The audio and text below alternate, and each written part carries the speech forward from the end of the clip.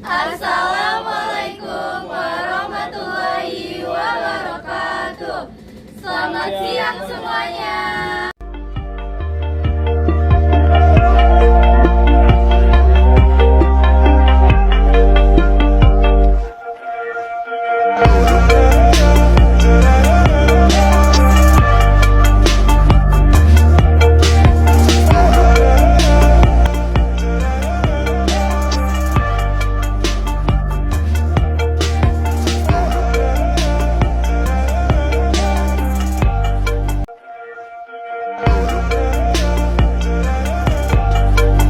Yang pertama ada hukum gas ideal. Ketika spiritus terbakar, ia mengalami reaksi pembakaran yang menghasilkan gas panas. Nah, gas hasil pembakaran ini mengalami ekspansi cepat karena suhunya yang meningkat. Sesuai dengan hukum gas ideal, yang menyebabkan peningkatan tekanan di dalam ruang tembak. Oke, selanjutnya ada namanya hukum Pascal. Hukum Pascal adalah tekanan gas yang terbentuk akibat pembakaran menekan ke segala arah, tapi karena ada laras yang memberikan jalan keluar, maka tekanan tersebut mendorong peluru ke depan.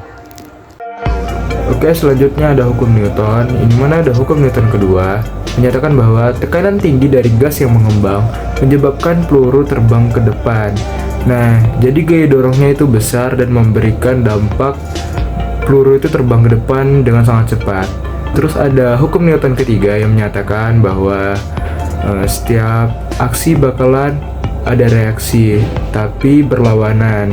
Nah, jadi saat senjata nembak ke depan, senjata akan recoil atau mengarah ke belakang, atau ada hentakan ke belakang. Selanjutnya ada hukum konservasi energi, di mana energi kimia dalam spiritus berubah menjadi energi panas melalui proses pembakaran yang kemudian dikonversi menjadi energi kinetik pada peluru. Oke, selanjutnya yaitu dinamika fluida. Gas hasil pembakaran mempercepatkan peluru di dalam laras dengan prinsip serupa pada senjata api konvensional. Jadi, konsep ini mirip dengan cara kerja senjata api, tetapi menggunakan bahan bakar cair yang diluapkan dan dinyalakan untuk menciptakan ledakan gas yang mendorong peluru. Hukum yang digunakan dalam jembatan hidrolik yaitu jembatan hidrolik bekerja dengan prinsip hidraulika yang menggunakan fluida untuk mentransmisikan gaya. Berikut adalah hukum-hukum fisika yang berperan dalam sistem jembatan hidrolik.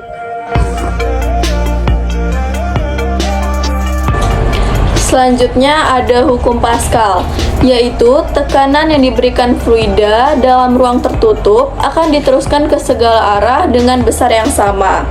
Pada jembatan hidrolik, ketika pompa menekan oli hidrolik ke dalam silinder, tekanan yang dihasilkan akan mengangkat atau menurunkan bagian jembatan dengan gaya yang besar dan merata.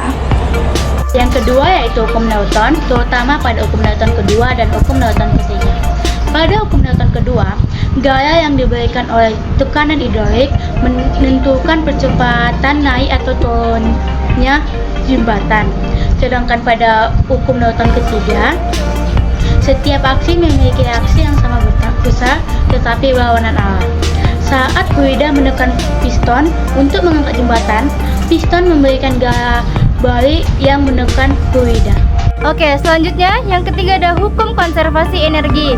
Energi dari pompa hidrolik diubah menjadi energi tekanan dalam fluida lalu dikonversikan menjadi energi mekanik untuk menggerakkan jembatan.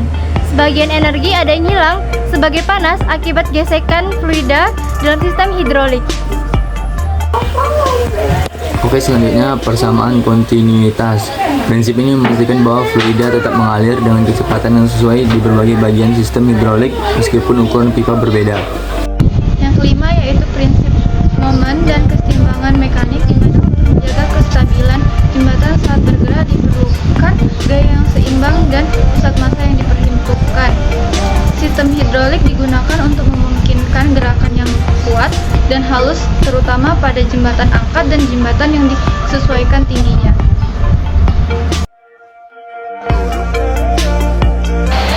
Selanjutnya itu mengapa masuk ke dalam fluida statis? Karena jembatan hidrolik cenderung termasuk ke dalam fluida statis karena sistemnya bekerja berdasarkan tekanan dalam fluida diam untuk mentransmisikan gaya.